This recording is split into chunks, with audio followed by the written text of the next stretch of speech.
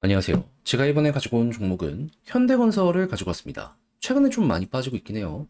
그리고 핵심이 되는 구간이 현재 변곡점이다라고도 생각을 할 수 있죠. 그래서 잘만 풀린다면 크게 다시 한번 갈 수 있는데 잘못하면 한번 크게 조정이 나왔다가 갈 수 있을 것 같은데 어떤 걸 주의 깊게 봐야 되는지 살펴보도록 할 테니까 일단 들어가기 전 구독, 좋아요 꾹 한 번만 눌러주시면 정말 감사드리겠습니다.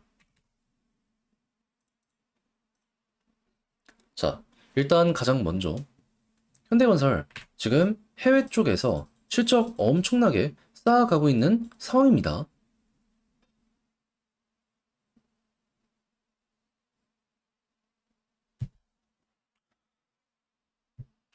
특히 중동은 물론이거니와 왜 아실지 모르겠는데 현대건설은 남미에서도 되게 좋은 성과를 최근 몇 년 동안 꾸준하게 뽑아냈어요. 이거 어떻게 하냐고요? 저 궁금해서 찾아봤더니 야 이거 잘 해왔더라고요.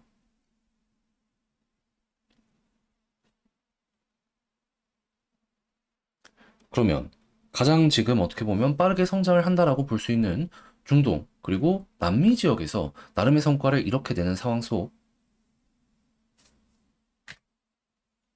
지금 미국에 있는 원전 기업들이랑 손을 잡고 이 시공해 주겠다라는 이러한 계약들도 많이 하고 있잖아요. 이걸 통해 미국과 유럽에까지 들어가는 모습이 보여지게 된다면, 그러면 수주 잔고가 말도 안 되게 쌓여가게 될 것이다. 현대건설은 현재 이렇게 생각을 할 수 있을 것 같습니다. 물론 누군가는 얘기할 수 있습니다.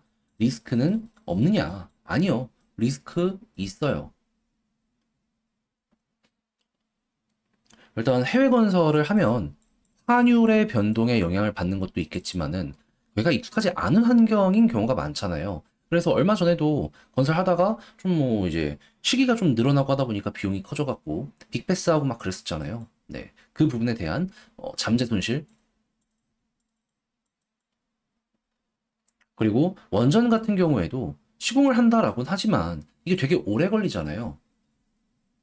그러다 보니까 변수가 많이 터지게 될 수밖에 없고, 그리고 이제 설계를 하고 있는 웨스팅하우스나 이런 데 보시면 아시겠지만은 이쪽은 그 책임준공에 대한 계약을 자기들이 안 맺고 싶어 합니다. 뭔 소리냐. 그 책임준공 잘못했다가 손실이 막 조 단위로 계속 나오게 될 수 있다 보니까 건설사한테 밀어요.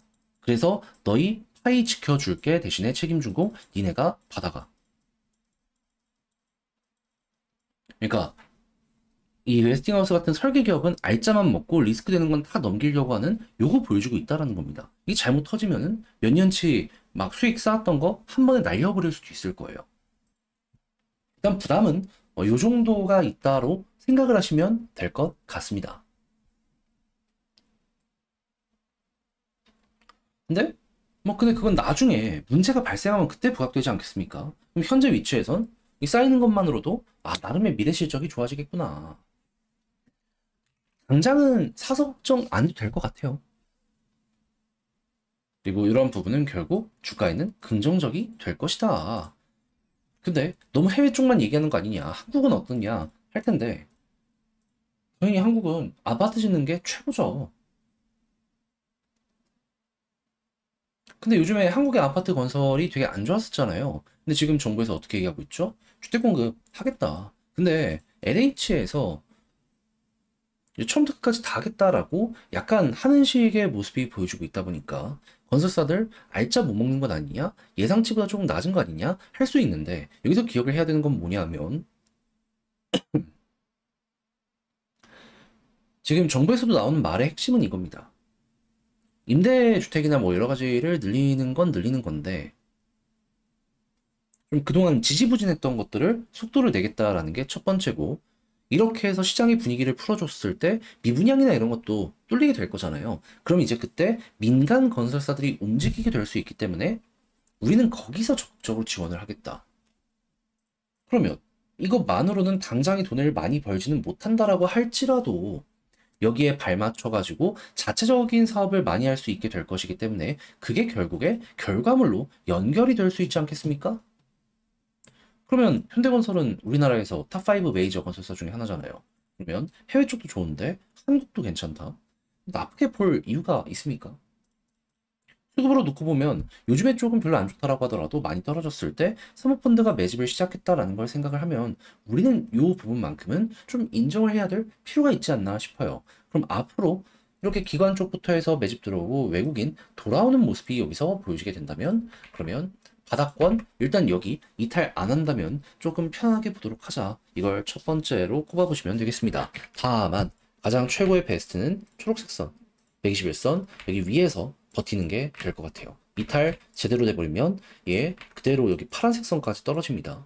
그러면 몇 프로야? 20% 넘게 떨어지죠. 좋지 않죠? 그래서 일단은 여기만 제발 버티길. 근데 버틴 다음엔 만약에 21선 돌파하고 쭉 올라가면 이제 어떻게 해야 되냐? 이게 되게 자주 나오는 패턴인데 이게 되게 좋은 시그널입니다. 그 상황 오면. 그럼 어디까지 가냐면 여기서도 보여줬는데 일단 61선 돌파했을 때 이전 고점 언저리까지 시도 한번 될 수 있습니다. 근데 시도가 되는 경우도 있고 여기서 힘 빠지고 이렇게 떨어지는 경우도 있지만 반등 한번 한다라는 거 이거 되게 좋은데 여기서 이렇게 딱 보시면 아시겠지만 아예 이렇게 돌파까지 나오면 전고점 뚫는 경우들도 있거든요. 그러면 뭐가 됐든 최소 여기 잘하면 올라갈 수도 있다. 그럼 현재 위치에서는 나중에 팔지 말지 고민한다라고 하더라도 여기서는 좋은 거다. 좋은 게 좋은 거 이거 이어가자라는 식으로 해서 이게 쭉 볼 수 있지 않겠습니까? 그래서 요때 나온 이걸 여기에 대입한다라는 생각을 하면서 그냥 경우의 수만 차근차근 짚어 나가면 될 것 같아요. 다시 근데 말하지만 여기 이탈하면 어떻게 해야 된다? 조심해야 된다. 241선이 보여지게 될 것이다. 그래서 웬만하면 전 안 나왔으면 좋겠네요. 수급 좋으면 뭐 그렇게까지 크게 우려될 건 없을 거예요. 자, 그럼 이제 현재 어떤 패턴까지 봐야 되는지 제일 중요한 걸 설명드려 봤는데 이걸 글로 쓰며 영상 마무리까지 한번 해보도록 할까요? 일단 첫 번째 나오는 뉴스 무엇이다? 해외 쪽은 나쁘지 않다. 우려되는 리스크는 있더라도 이건 나중 가서 걱정하면 된다. 수주 잔고 쌓이게 되면 이게 결국 당장의 주가에는 더 도움이 될 수밖에 없다. 그리고 국내 같은 경우에는 아파트 좋다. 이게 확실한 캐시카우라는 걸 생각을 하면은 지금 현 페이스라면 기회는 올 것이다. 그리고 수급적인 부분은 당장은 아쉽지만 외국인 기관 다시 돌아오게 된다면 걱정할 게 없을 것이고 여기에서 지지라인 121선이 중요한데 61선까지 돌파하는 모습이 보여지게 된다면 그러면 이전에 있는 고점 언저리까지 속도 한 번은 날 것이다. 대신에 여기서 만약에 맞고 떨어지면 조정인 거고 돌파하면 한 번 더 갈 테니까 이거는 과거 아까 말씀드린 사례 통해서 참고하시면 되겠고요. 그렇게 하여 마무리를 했는데 너무 괜찮다. 제 영상 계속 봐주시면서 구독, 좋아요 누르신 분들 여기에서 눌러주시면 정말 감사드리겠습니다. 자, 이렇게 해서 마무리했는데 잘 보셨을지 모르겠어요. 그럼 오늘 하루도 여러분들 남은 시간 화이팅 하시고요. 내일 또 뵐 수 내일 여러분들과 또 뵐 수 있었으면 좋겠습니다. 여러분들 화이팅입니다.